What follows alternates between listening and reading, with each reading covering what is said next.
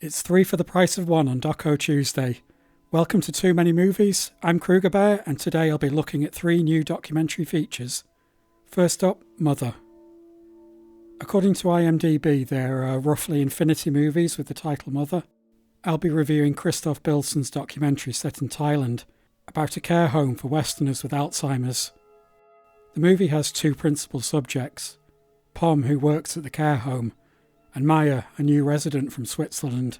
The movie opens with Pom looking after a resident named Elizabeth. Pom calls her Mommy.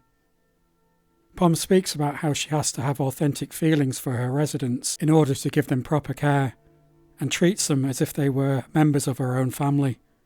The irony is that Pom is herself a mother and has had to move several hours' drive away from her children in order to provide for them.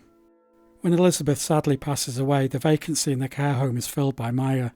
At only 57, Maya's Alzheimer has already advanced to the stage where she no longer speaks in full sentences. Her family in Switzerland have had to make the difficult decision to send her to Thailand so she can get the best care for the money. Though not overtly stated, the social and economic factors that have forced the breakup of both Pom and Maya's families are heavily implied.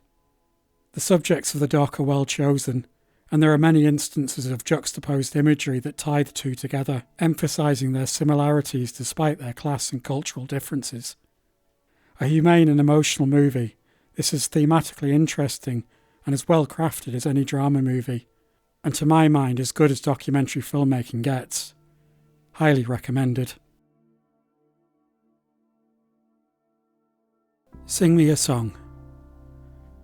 Pianki is a Buddhist monk who at 8 years old was the subject of a documentary called Happiness.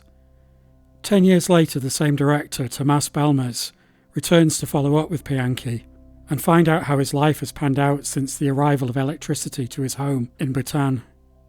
Bhutan was the last country in the world to get TV and the internet, and Pianki's Himalayan village was the last in his country to receive it. The movie opens with 8-year-old Pianki talking about how he believes his life will improve with the arrival of modern technology. It then leaps forward 10 years to the present day, and he's being woken by the alarm on his mobile phone.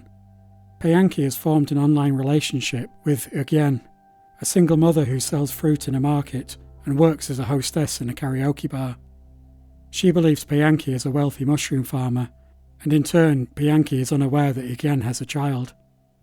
With the exception of the opening scene, there are no interviews or voiceovers. The documentary is presented as a fly on the wall, though I couldn't help but feel that a lot of the scenes were staged.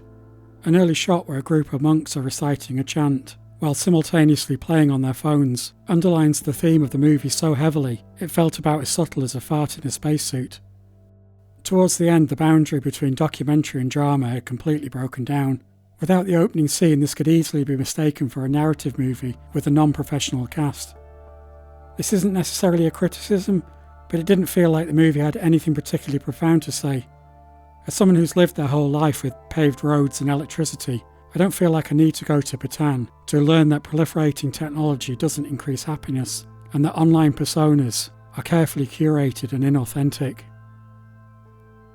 However, it is beautifully shot, and Pianki is a likeable and interesting enough character to carry the movie.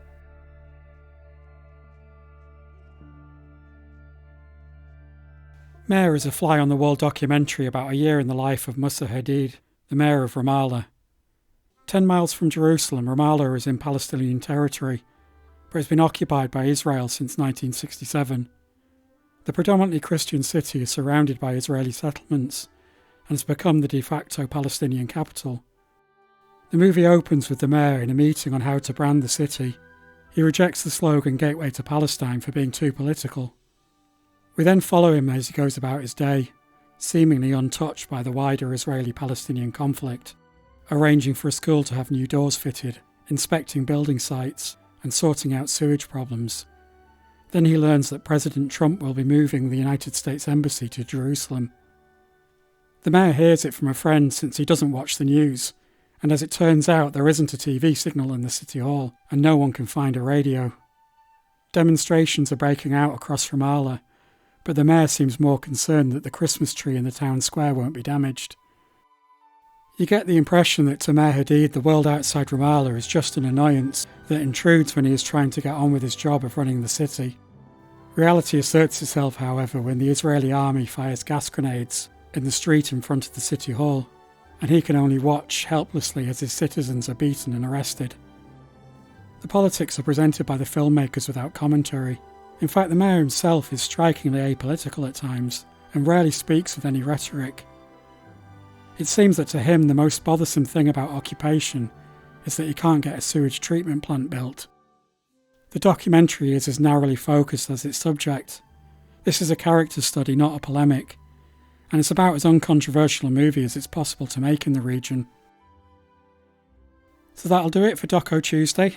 I want to cover every new movie I watch this year, if not here on YouTube then over on Twitter. So hit subscribe and follow me at 2movies. You can find all the links below in the description. I hope you're all safe and well and having a very happy 2021.